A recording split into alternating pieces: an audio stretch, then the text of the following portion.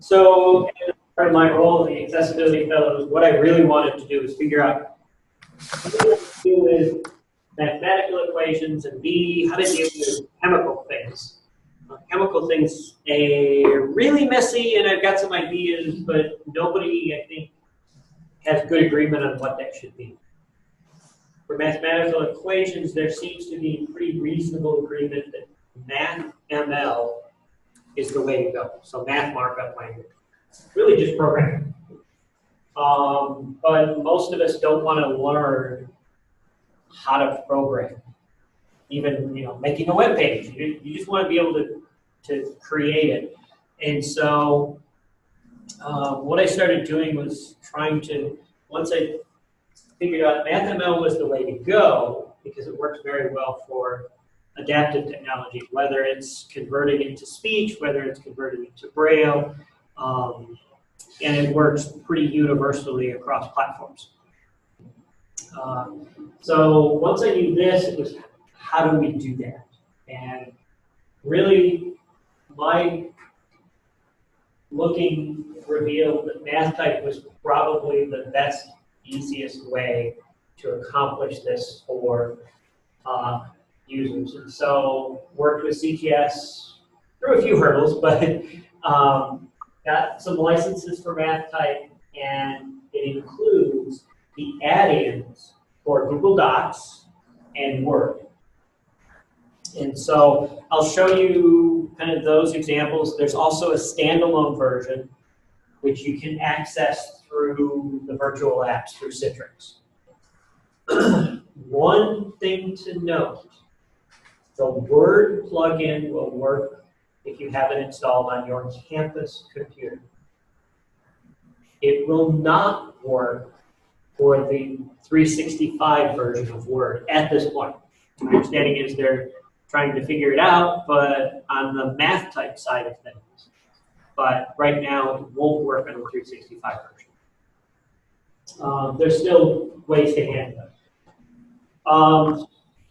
And so I was going to show you how to use this in Google Docs, and I'll show you the standalone version as well. I also have included a few links in this document, which I can share out with everybody, to some other sources that I've found in terms of instructions of how to use MathType. The nice thing is, especially in the add-on, it's right here in this document. You just go and tell it you want to insert a mathematical equation.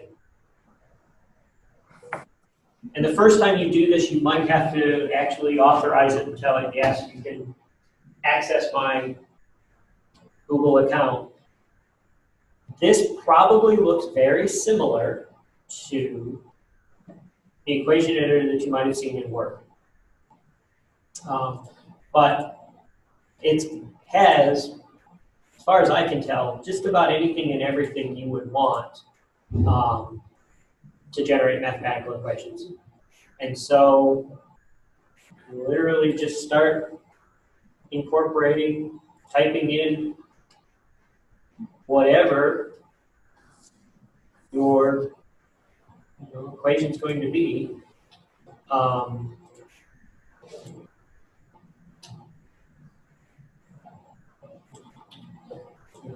In whatever format you need. And then the nice thing is all we have to do is say insert. Oh, wait. Uh-oh.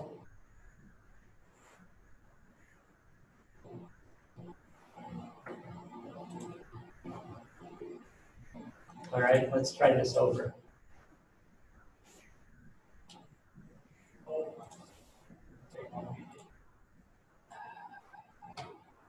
Oh, no. Is it because you're in incognito mode for whatever reason? I don't know why that would matter. It might. You know that? I didn't realize it was over there. It might.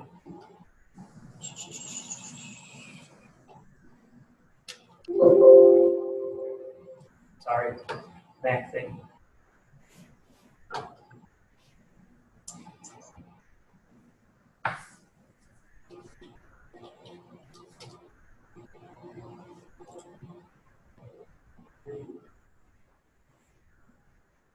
let me log in this way. So in principle, it should have just dropped in, and it does so with the MathML already encoded. So in reality, you don't have to do any of this.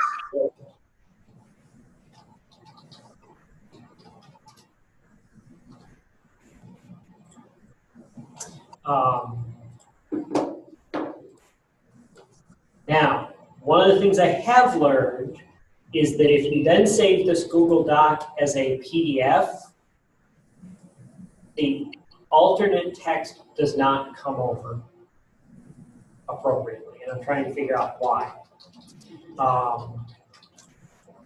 So that is one thing that we still need to. But in general, unless you absolutely have to make a PDF document, don't. Making accessible PDF documents can be difficult, and in general, it's more work than it's needed. Yeah, I bet it was incognito mode. So then the math equation's right there. Now, I have proven if you're using the Word 365, you can copy and paste this from Word. So it's a workaround, it's not ideal, but if you want that equation in Word, you can do it this way. If I right-click on this equation and go and look at the alt text, here's the MathML that encodes that equation. If you've done any website work, it looks a lot like HTML, but it is there. And this is how the equation would be read.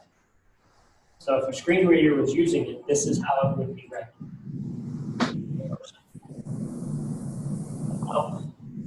Using MathType is literally this easy. In the Google Docs environment, in the Word environment, it's the same thing. If it's a standalone install of Word.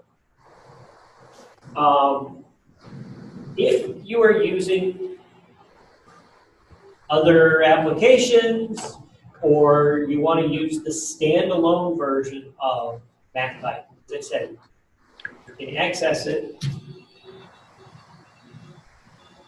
Don't believe you'll be able to access it from the same PC. It is in minimized the browser. There's a folder called Suite Apps. If you actually get to your desktop or Suite Apps. Oh, now I'm learning something new.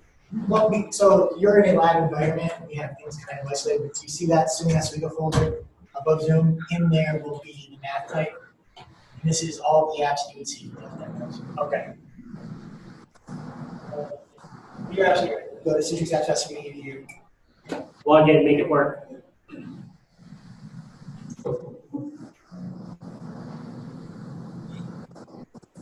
Citrix is just available to anyone on campus? Off campus as well. It's completely available to anybody with a valid internet ID. And it's protecting themselves in accessibility, and you're really giving them the same experience from whether it's a very expensive iPhone, which is really expensive, a Chromebook, all the way to an iPhone. Yeah, so it works on any platform with any, as long as you have a Internet ID that's valid and an internet connection. And an internet connection, you can get into the Citrix environment and access these app software. So in case he's studying over in Belgium and he has a MathType assignment, you can just fire it up Chrome browser or download the Workspace app, which Casey's using right now, and you can fire off this app or all the others that are on. And so one of the things, this is my question for Dave, is you want to set your preference so that it's MathML or tech.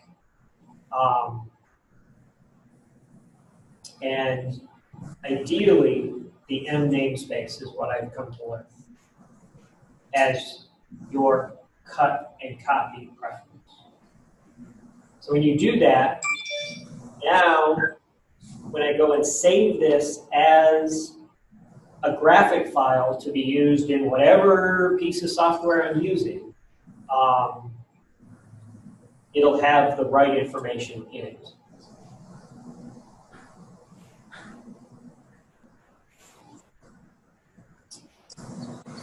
Back to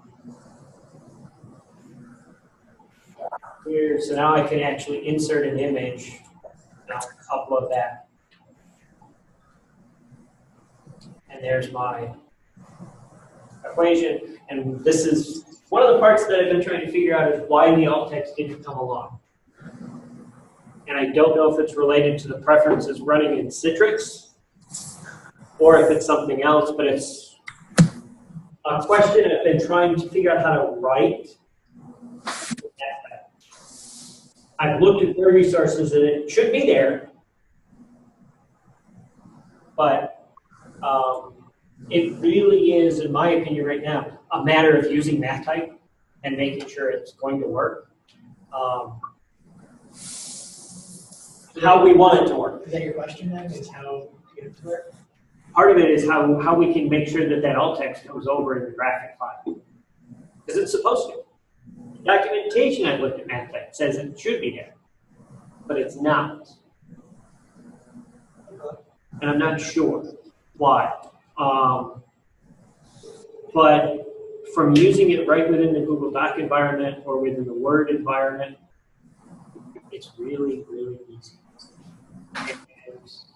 And there's no reason that this standalone version to copy over the image shouldn't work as well and have the map ML.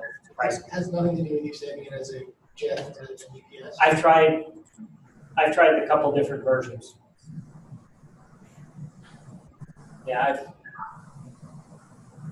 I've tried. And that's why I say I've been troubleshooting a little bit.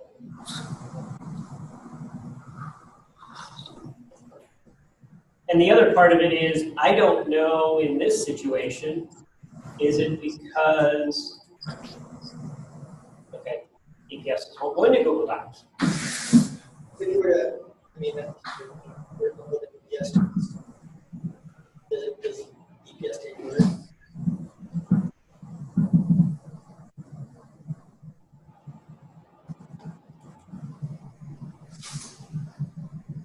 So if I drop it in Word.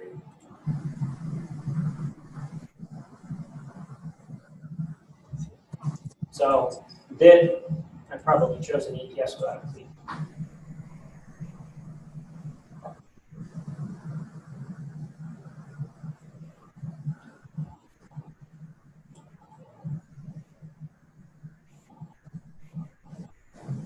That doesn't work.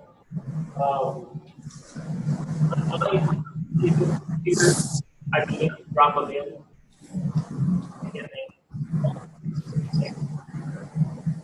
Make it as a PDF, the alt text is there. Add that.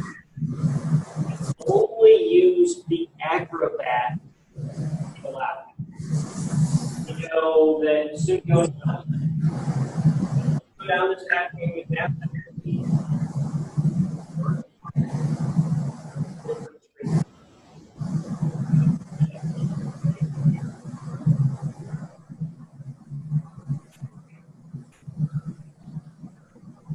How do you give it?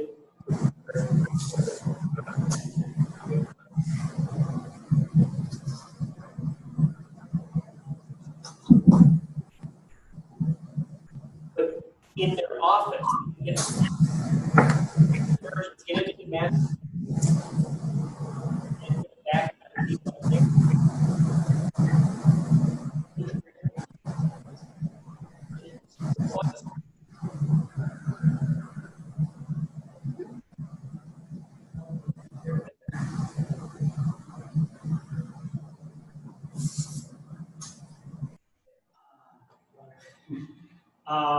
Thank you. well, the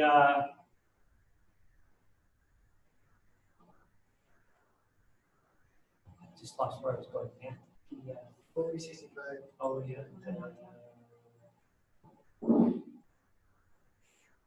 Oh.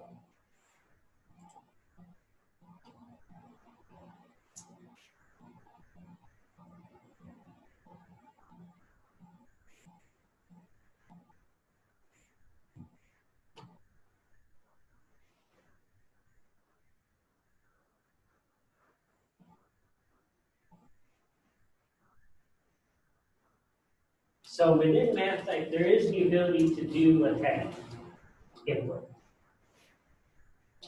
And so, Oh, but that's the inverse direction. That's using LaTeX to create the MathType equation. and not vice versa. But I think there are ways, and I shared some things out with Yeah. Scott about how to take things from LaTeX or LaTeX, however you want to pronounce it, and create MathML without having to learn how to reprogram. But that still comes out as a PDF, I'm assuming. Well, here's the thing. The nice facet about MathML is you can drop it into any digital document as MathML. So if you're doing things in Blackboard, creating content, web items, not a PDF, but just the web item, you can take that MathML and just paste it in, and it creates the equation perfectly. Does the alt text show up in Blackboard in that case? I have to go back and double check. I think it did. Because I think I checked that. Okay. Because I have seen some classes where most of the information is just directly in the Blackboard pages themselves. And I think that the big difference is that when you put it into a web page as MathML, that's accessible. And the alt text isn't necessary because it's not an image. True. Because if the screen reader reads it as is, then Right. yes, you would not necessarily need alt text. Correct. And on that flip side of things, we may have to work with Star's office to make sure that we're using the right screen reader technology Yeah. to utilize the MathML. Yeah, because the Adobe, from what Doesn't I work. understand, is not good. No. I have a copy of, I got a copy of Premiere from Star's office that sort of works, but I really am not familiar with screen readers, so I don't know if I'm using it right. And then I downloaded a copy of NVDA. So I'll have to, again, I don't know if I'm using them correctly, Well, that's, but I'll have to go back and see. That might be an experiment for me to play with the screen readers and see how they interpret MathML. so the central access reader was the screen reader for PDFs that Oneonta chose to use.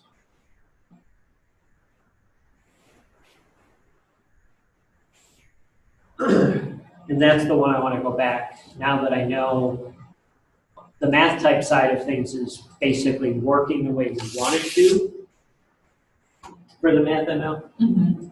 I want to go back and check that screen reader PDF and see. So is one of the other that because their office was receiving mainly PDF math tests, then that reader probably works fairly well with PDF math. Yeah. That seems slightly more convenient. Just having a reader that can read those PDFs accurately versus changing the entire language in which you basically write your tests. Right. No, and from the math side, I think those of you that really just do LaTeX and make a PDF, I think if we can get from the LaTeX to some MathML in that PDF with the correct screen reader, you'll be fine. And so it's one of the reasons, and MathType might be part of that transition or conversion, but in going down this path, as I realized MathML was the way to go, I was trying to keep it as simple as I possibly could for all the users on the campus. Yeah. Because asking faculty to do something completely different that's a lot more complicated doesn't generally work very well. But isn't the only thing that would be changing the software that's used to read the PDFs and not how everything's submitted? As long as you have the MathML encoded. Gotcha. As long as you have the MathML encoded within that PDF somehow, that other screen reader should work fine. But what and there was a talk at CIT a couple of years ago, what Oneonta was discovering is they get a PDF from math, Mhm. and there was no coding in it. So they had to do character recognition, convert the equations to LaTeX, convert the LaTeX to MathML with MathType, Yeah. recreate the PDF, Oh. and then it would work fine. That's what they were doing. Yeah. That was their process.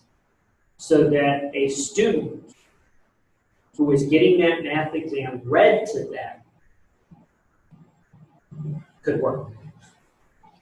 But if we just adjust whatever our individual processes are so that the MathML is always there, then whatever document we create, any student could listen to, whether they need to listen to it or not. That's what accessibility is all about. It's universally available to anyone and anybody under any circumstances. So working with stuff. I mean, so we installed Premiere on every lab machine. I think it's installed right now on these. So if there was going to be a shift to whatever honestly, well, and I'll check Premiere. I don't have. I'll say I don't like Premiere. They're very outdated. They don't. We run into problems with them keeping up to date. So if there's a better solution, I understand that a lot of students don't use it. I can offer it, but I understand that students will use something else. Okay. I don't know what, but a lot of students don't use it. It's very key. And one of the things that we learned within this first year of Accessibility Fellows is that we can do a lot of things to make content accessible. There's a lot of things we can do very easily to make content accessible. But when it comes to making accommodations for a specific disability situation, whether it's permanent or temporary, the accommodation part of it really requires discussions between the student, the faculty, the office. You really have to talk about what's going to work best for that particular individual and what do they want to really make their learning successful. Whereas accessibility is just making it universal and there's no direct need. Might there need to be accommodation on top of that for some individuals? Certainly. But that dialogue with students that are asking for it also requires what's the best way for them. Do they want to use Premiere? Do they use different screen reader? And we as faculty, if we haven't done, we don't really know how well that works. We met as fellows with a few students that use different accessibility resources, whether through accommodation or just to help their learning. And they presented how they did some things.